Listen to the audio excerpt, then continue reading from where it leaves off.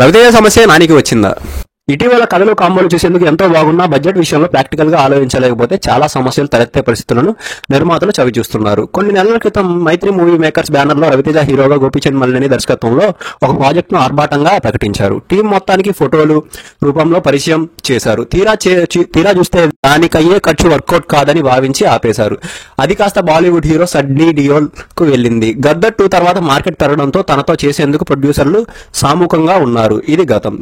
ఇక వర్తమానానికి వస్తే Nani Sujith కలయికల్లో DVV Danayya plan చేస్తున్న భారీ యాక్షన్ ఎంటర్టైనర్ ముందుకెళ్లే సూచనలు లేవని ఫిల్మ్ నగర్ లో అభిమానుల్లో ఆందోళన కలుగుతుంది. పవన్ కళ్యాణ్ ఓజీ చేస్తున్న సుజిత్ తో నేచురల్ స్టార్ నేను చేతులు కలిపితే ఏ స్థాయిలో ఉంటుందని ఫ్యాన్స్ రకరకాలుగా ఊహించుకున్నారు. దానికి తగ్గట్టే థీమ్ వివరించే చిన్న టీజర్ అంచనాలు పెంచేసింది. తీరా ఇప్పుడు లేదంటే నిరాశ చెందటం సహజం. ప్రొడ్యూసర్ హౌస్ నుంచి ఎలాంటి అఫీషియల్ నోట్ రాలేదు. కానీ ఏదో ఒక మ్యాటర్ లేనిదే ఇలాంటి సమస్యలు బయటికి రావుగా. సో ఇది నిజం కాదో ఇంకొద్ది రోజుల్లో తేలిపోతుంది. నిజానికి సుజిత్ ఈ ఏడాది మొత్తం ఫ్రీ అయ్యేలా లేడు.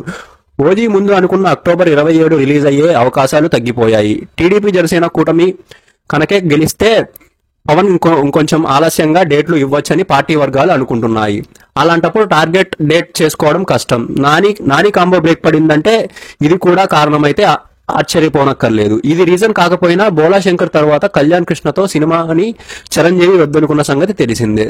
సరిపోదా శనివారం ప్రమోషన్ల వరకు నాని మూవీ సంగతి తేలాలా లేదు. సో ఇది ఇవాల్టి